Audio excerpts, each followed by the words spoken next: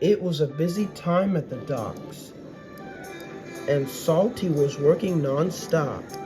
He spent his time at the docks, shunting the freight cars into their proper sidings. He also wouldn't stop singing happily, as this was enough to keep the freight cars from being troublesome. All the singing and hard working made Cranky, well, less cranky. One afternoon, Salty was being refueled when Gordon puffed in with the express. "Morning, Salty," he smirked. "The yard has never looked this spick and span ever since you sailed your way to the docks." Salty smiled. "Never fret, me hearty," he replied. "Always happy to help another seamate here and there."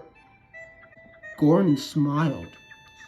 "The twins in the yard are doing well in the yard, thanks to you. The same can't be said for Diesel, though." "Oh, do tell," said Salty. "Diesel thinks he can handle more freight cars than any other engine he ever knows," sniffed Gordon. "Sounds like someone's too big for his buffers." He then winked to Salty and puffed away. Salty laughed, knowing what he was referring to. Meanwhile, Salty was strolling through the yards. The freight cars there were very happy to see him. "Sing another song, please, Salty," they begged. Salty promised, but then as he reached the other side, there was a commotion. There was Diesel, but he wasn't looking all too happy.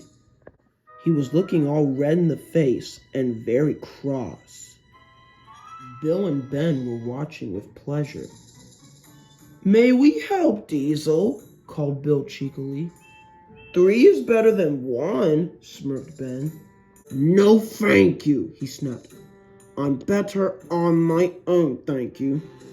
And with every wheel turned, he pushed and banged the trucks as hard as he could. "Get up! Move on!" he roared. Of course, the freight car stood in place. Then there was trouble. Diesel was pushing so hard that his engine began coughing and spluttering. At last, Diesel gave up. "You silly old Diesel," coughed his driver. "Your engine's done it yet again. No wonder you can't handle trucks as well as the others can." Diesel groaned as the twins laughed their buffers off. Just then, Salty pulled alongside. "Problem, shipmate? Can't you look and tell?" grunted Diesel. "Never fear, lad," said Salty kindly. "I know just a trick to get them trucks in line." Diesel was reluctant, but had no choice but to listen to Salty.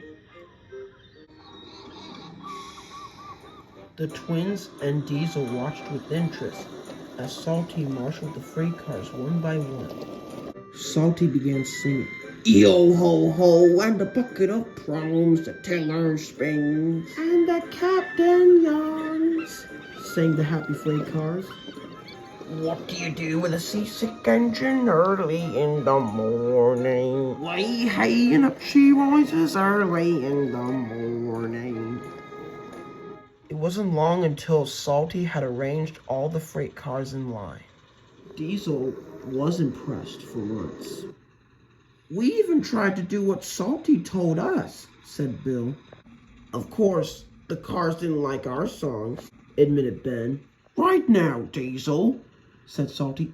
"Let's see how you can handle these trucks from here." But Diesel was very nervous. The freight cars didn't like him. "Remember what I told you, mate," Salty advised. "It's Salty's secret," laughed Bill. Diesel obliged and set off. Soon, Diesel had arranged the cars and was on his way. Bill and Ben tagged along too.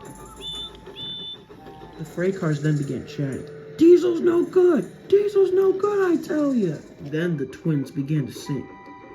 What do you do with a seasick engine? What do you do with a seasick engine? Then Diesel found his confidence. What do you do with a seasick engine?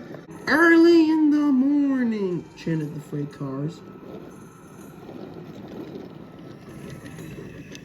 Soon, they arrived at the docks where Harvey and Butch were very surprised. How did you manage this train on your own, Diesel? Diesel was nervous, but the twins spoke up for him.